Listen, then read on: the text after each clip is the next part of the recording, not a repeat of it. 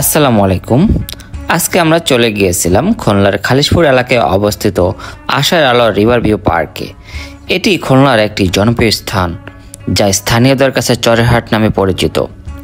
এই পার্কটি ভৈরব নদীর তীরে অবস্থিত, যার প্রাকৃতিক সৌন্দর্য ও বিনোদনের জন্য বিখ্যাত।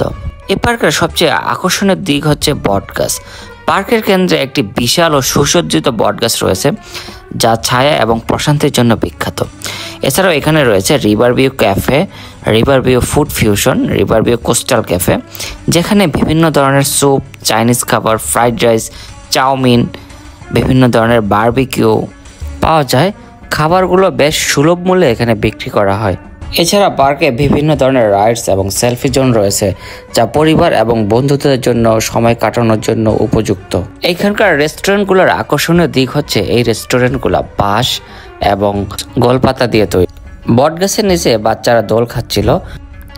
এদিন আমরা রেস্টুরেন্টে চিকেন বারবিকিউ এবং লুচি পরোটা অর্ডার করেছিলাম।